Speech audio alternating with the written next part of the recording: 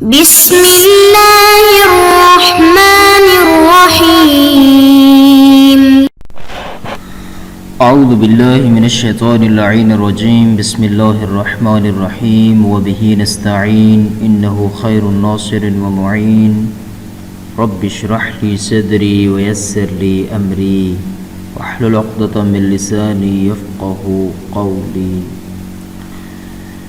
ہماری بحث حجیت عقل کے بارے میں ہو رہی ہے کہ عقل من جملہ حجج اربع میں سے ایک حجت ہے۔ اس کے حجت ہونے کا مطلب یہ ہے کہ اگر کسی چیز پر عقل حکم لگا دیتی ہے تو کیا شریعت بھی اس حکم کو قبول کرتی ہے یا نہیں، یا ایک اور انداز میں آپ یوں سمجھ سکتے ہیں کہ آیا عقل کی مدد سے کسی حکم شرعی کو ثابت کیا جاتا ہے یا نہیں، یا یوں کہہ سکتے ہیں کہ حکم عقل اور حکم شرع کے درمیان ملازمہ موجود ہے یا نہیں۔ مثلا اگر عقل کسی چیز کو حسن قرار دے دیتی ہے تو آیا شریعت بھی اس پر وجوب کا حکم نافذ کرتی ہے یا نہیں، یا مثلا عقل اگر کسی چیز کو قبیح قرار دیتی ہے تو آیا شریعت اس کو حرام قرار دیتی ہے یا نہیں۔ اگر عقل کی حجیت ثابت ہو جائے اور ملازمہ ثابت ہو جائے تو کلما حکم بہ العقل حکم بہ الشرع ثابت ہو جائے گا۔ ہم نے بطور مقدمہ چند ایک معروضات پچھلے دروس میں عرض کی ہیں کہ عقل مدرک کے اعتبار سے دو قسموں کی طرف تقسیم ہوتا ہے، یا عقل نظری ہوگا یا عقل عملی ہوگا۔ اگر عقل ما ینبغی ان یعلم میں سے ہو، یعنی فقط معلومات کی حد تک ہو، تو اسے ہم کہیں گے عقل نظری۔ لیکن اگر ما ینبغی ان یعمل میں سے ہو، یعنی اس کو عملی زندگی میں بھی لاگو کرنا ہے، جس طرح عدل ہو گیا، ظلم ہوتا ہے، رد ودیعت، تو ان جیسے موارد کو عقل عملی کہا جاتا ہے۔ پھر اگلے سٹیپ میں ہم نے کہا کہ ہم جب استدلال کرتے ہیں اور کسی چیز کی مدد سے کسی دوسری چیز کو ثابت کرتے ہیں تو ثابت کرنے کے من جملہ تین طریقے ہیں، یا تو استقراء ہوگا، یا تمثیل ہوگی، یا قیاس منطقی۔ تمثیل کو انہوں نے کہا کہ ہم قبول نہیں کرتے ہیں، اور جہاں تک استقراء کا تعلق ہے تو یہ جزیات کا فائدہ دیتا ہے، ظن کا فائدہ دیتا ہے، اس کے ذریعے سے بھی استدلال تام و تمام نہیں ہوتا، پس پیچھے رہ جاتا ہے قیاس منطقی۔ پھر قیاس کے بارے میں ہم نے کہا چونکہ اس میں ایک صغرا ہوتا ہے، کبرا ہوتا ہے، اور پھر نتیجہ نکالا جاتا ہے، تو اس اعتبار سے اس کی تین قسمیں بنائی تھیں، یا صغرا اور کبرا دونوں شرعی ہوں گے تو یہاں پر اس کو دلیل شرعی کہا جائے گا، یا صغرا اور کبرا دونوں عقلی ہوں گے تو نتیجے کے طور پہ یہاں اس کو مستقلات عقلیہ سے تعبیر کیا جاتا ہے، یا معمولاً یہ ہوتا ہے کہ صغرا شرعی ہوتا ہے اور کبرا عقلی ہوتا ہے تو اس کو مستقلات غیر عقلیہ سے تعبیر کیا جاتا ہے۔ مثالیں اس کی گزر چکی ہیں تفصیل کے ساتھ۔ پھر اگلے سٹیپ میں انہوں نے کہا کہ عقل اور دلیل عقلی حکم شرعی کو اس انداز میں اگر ہو تو کشف کرتی ہے، یعنی اگر اس انداز میں عقل حکم لگاتا ہے کہ مثلا کہتا ہے اگر مولا کسی عبد کو کوئی امر کرتا ہے اور عبد اس امر کی تمام تر جزیات و شرائط کے ساتھ مامور بہ کو انجام دے دیتا ہے تو یہ ایسی بجاوری ہے کہ جس پر نہ تو اعادہ ہے اور نہ ہی قضا، یعنی اب عبد اپنے ذمہ سے عقلاً بری ہے۔ اب یہاں پر ایسے مقامات پر شریعت بھی کہتی ہے کہ اگر کسی مکلف نے کسی حکم مولا کو اس انداز میں انجام دے دیا کہ جس میں کسی قسم کی شرط یا جز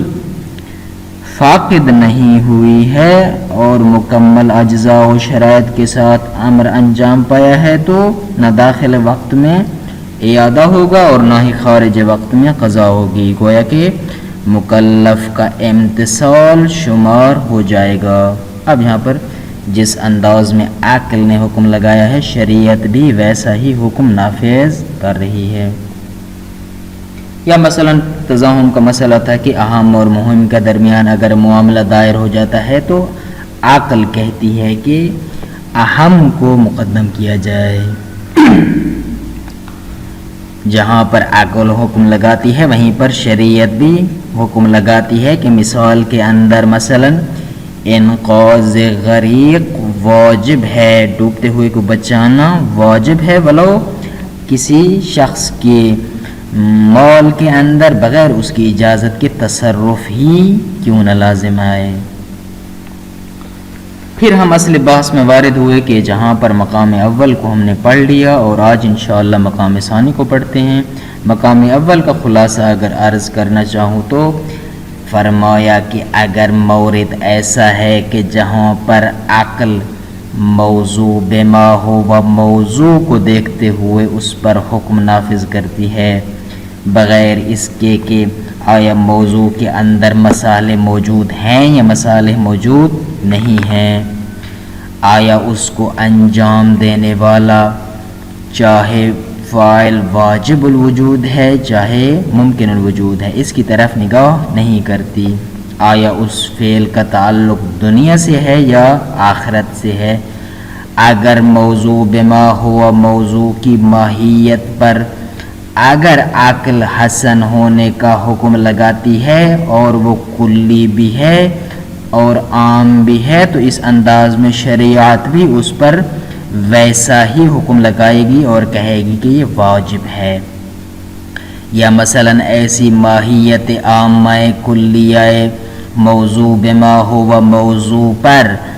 عقل اگر حکم لگاتی ہے کہ وہ قبیح ہے تو شریعت بھی اس کو حرام قرار دیتی ہے۔ یہاں پر ملازمہ موجود ہے،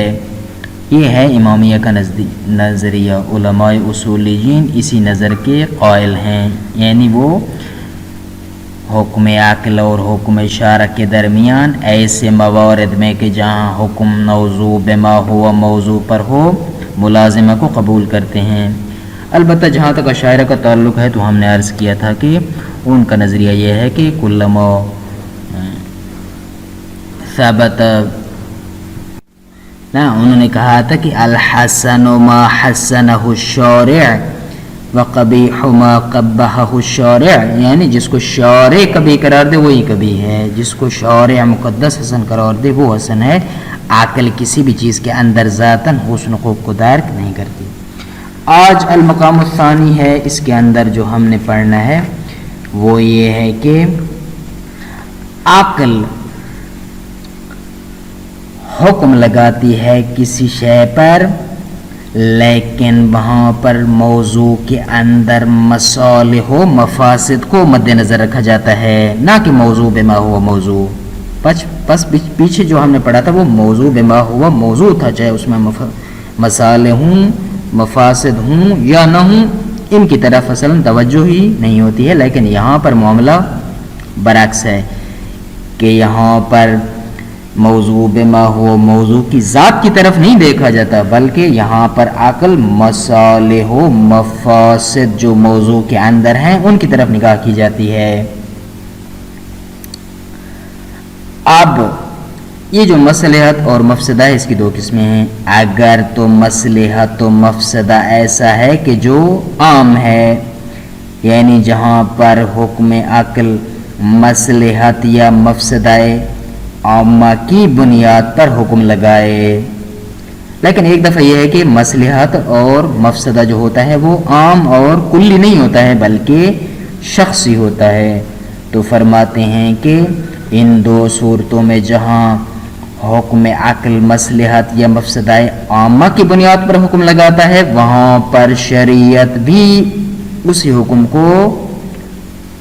نافذ کرتی ہے اور شرع سے بھی وہی حکم استنباط کیا جاتا ہے، یعنی یہاں پر ملازمہ موجود ہے. لیکن جہاں تک مصالح یا مفاسد شخصیہ کا تعلق ہے وہاں پر اگر عقل حکم لگا بھی دیتی ہے تو شریعت جو ہے وہاں پر اس بات کی پابند نہیں ہے کہ ویسا ہی حکم لگائے. بس ترجمے کی طرف آتے ہیں انشاءاللہ، آسان ہے. المقام الثانی حکم الشرع عند استقلال العقل بالحکم بالنظر الى المصالح والمفاسد في الموضوع لا بالنظر الى ذات الموضوع. یعنی شریعت حکم لگاتی ہے اس وقت حکم عقل کے مطابق جب عقل مستقل طور پر کسی مصالح یا مفاسد جو موضوع کے اندر موجود ہیں ان کی طرف دیکھتے ہوئے جب عقل حکم لگائے تو اس وقت فرماتے ہیں کہ شریعت بھی اس وقت مستقلاً حکم لگاتی ہے، لا بالنظر الی ذات الموضوع، نہ اس وقت کے جب مصالح اور مفاسد کو نہ دیکھا جائے بلکہ ذات موضوع کو فقط دیکھا جائے، نہ ایسا نہیں ہے. اس کو سمجھانے کے لیے جو ہے وہ آگے سٹیپ لے رہے ہیں. فرماتے ہیں فنقول، پس ہم کہتے ہیں کہ اذا ادرک العقل المصلحۃ او المفسدۃ فی شیء، کہ جب عقل نے درک کیا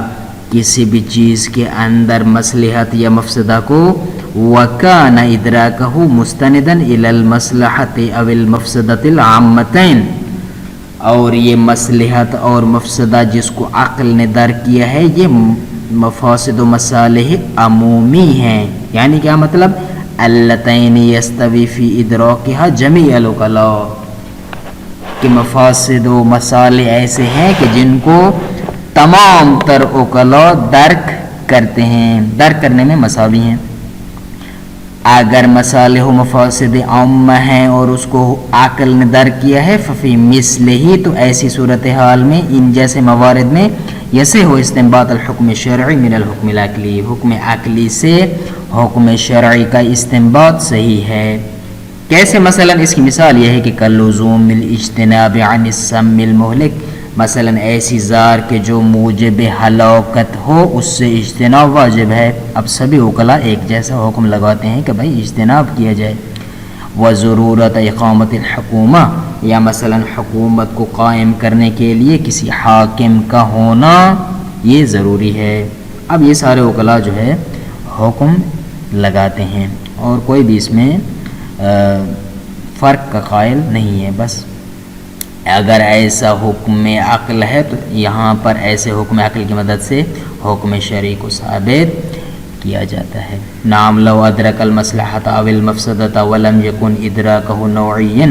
ہاں اگر عقل کہیں پر ایسی مصلحت یا مفسدہ کو درک کرتی ہے کہ جہاں پر اس کا ادراک کے عمومی اور نوعی نہیں ہوتا، کہ یستوی فیہ جمیع العقلاء، کہ جس میں تمام تر عقلاء برابر ہوں، بل ادراکا شخصیا، بلکہ اس کا ادراک شخصی ہو، حصل لہ بالصبر والتقسیم، مثلا ایک مجتہد کو از راہ صبر و تقسیم کوئی چیز حاصل ہو جاتی ہے تو یہ ادراک شخصی ہے. تو یہاں پر اگر عقل نے حکم لگا دیا ہے تو شریعت حکم نہیں کرے گی. صبر و تقسیم یہ ہوتا ہے کہ مثلا مجتہد کے پاس کسی شے کے بارے میں حکم لگانے کے لیے اس چیز کی 4-5 علتیں فرض کر لیتا ہے. اب 4-5 علتوں کو پھر دلیل کے ذریعے سے ایک ایک کو خارج کرتا جاتا ہے، آخر میں جو علت بچ جاتی ہے اسی کی بنیاد پر حکم لگا دیتا ہے. تو اسے کہتے ہیں صبر و تقسیم. فلا سبیل للعقل، پس یہاں پر عقل کے لیے راستہ نہیں ہے بأن یحکم بالملازمۃ فیہ، کہ اس معاملے میں بھی یعنی ادراک شخصی میں بھی ملازمہ کا حکم لگائے. وذلك لأن الأحکام الشرعیۃ المولویہ، چونکہ جو احکام شرعیہ مولویہ ہوتے ہیں وَإِن كَانَتْ لَا تَنْفَكُّ عَنِ الْمَصَالِحِ بِالْمَفَاسِدِ، اگرچہ وہ مصالح و مفاسد سے وہ بھی جدا نہیں ہوتے، وَلَكِنْ أَنَّ لِلْعَقْلِ أَنْ يَدْرُكَهَا كَمَا هِيَ عَلَيْهَا، لیکن عقل کے اندر یہ پاور اور صلاحیت اور ابیلٹی موجود نہیں ہوتی ہے کہ وہ ان کو جیسا ہے ویسا در کریں۔ مثلا کسی حکم کے اندر عقل نے تو در کر لیا ہے کہ اس کی فلاں مثلا علت کی وجہ سے شریعت نے حکم لگایا ہے، لیکن آیا شارع مقدس کی نگاہ میں آیا فقط وہی علت تھی کہ جس کی وجہ سے اس نے حکم لگایا ہے، یا اور بھی بہت سارے علل ممکن ہے شارع کی نگاہ میں موجود ہوں؟ تو بس فقط ایک ہی علت کو دیکھتے ہوئے نہیں کہا جا سکتا ہے کہ شارع نے بھی اسی علت کی بنیاد پر حکم لگایا ہے، بس مصلحت شخصی میں ملازمہ نہیں ہے۔ وَبِذَلِكَ يَعْلَمْ، یہاں سے معلوم ہو گیا، أَنَّهُ لَا يُمْكِنُ لِلْفَقِيهِ، فقیہ کے لیے ممکن نہیں ہے، أَن يَجْعَلَ مَا أَدْرَكَهُ شَخْصِيًّا مِنَ الْمَصَالِحِ وَالْمَفَاسِدِ ذَرِيعَةً لِاسْتِكْشَافِ الْحُكْمِ الشَّرْعِي، کہ وہ عقل کے ادراک شخصی کو جو مصالح و مفاسد کے متعلق موجود ہے اس کو حکم شرعی کے کشف کرنے کا ذریعہ قرار دے، یہ فقیہ کے لیے درست نہیں ہے۔ بل یجب علیہ الرجوع، بلکہ فقیہ پر واجب ہے کہ وہ رجوع کرے الی سائر الادلۃ، اس حکم کی دیگر تمام تر دلیلوں کی طرف جن میں قرآن و سنت و اجماع و عقل میں سے ہونی چاہیے۔ پھر فرماتے ہیں تطبیقات کے اندر کہ جب ہم اس ملازمہ کے قائل ہو جاتے ہیں اور کہتے ہیں کہ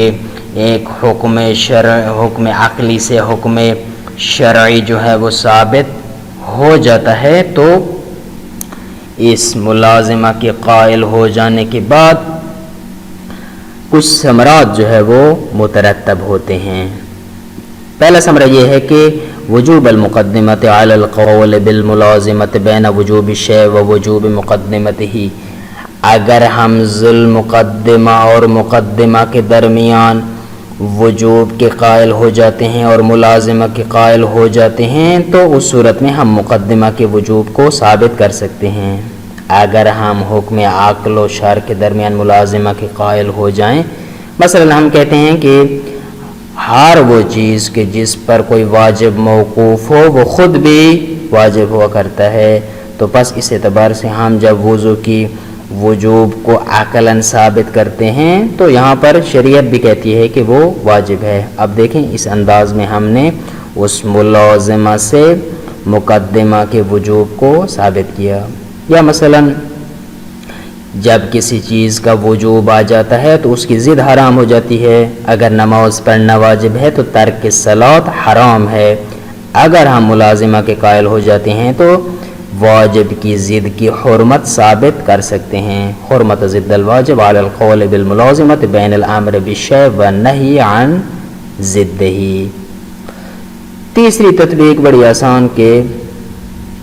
بطلان العبادہ علی القول بامتناع اجتماع الامر والنہی و تقدیم النہی علی الامر، فرماتے ہیں کہ اگر ہم اس بات کے قائل ہو جاتے ہیں کہ امر اور نہی ایک ہی جگہ پہ جمع نہیں ہو سکتے ہیں، اور اگر جمع ہو جائیں تو نہی کو مقدم کیا جائے گا، تو تقدیم نہی کی صورت میں حکم کیا ہوگا؟ بطلان العبادہ، عبادت باطل ہے۔ وصحتها فی هذه الصورت علی القول بتقدیم الامر، لیکن اگر ہم امر و نہی کے اجتماع کے صحیح ہونے کے قائل ہو جاتے ہیں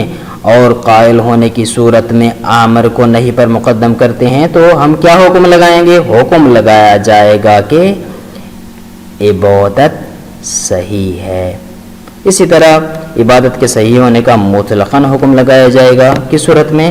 علی القول بجواز الاجتماع، کہ اگر آپ کسی بھی مرحلے میں کسی بھی جگہ پہ یہ فرض کر سکتے ہیں کہ ایک ہی ٹائم پہ امر بھی ہو اور نہیں بھی ہو اور یہ جمع ہو سکتے ہوں اور جواز کے قائل ہو جائیں تو عبادت صحیح ہے۔ چوتھا، ملازمہ میں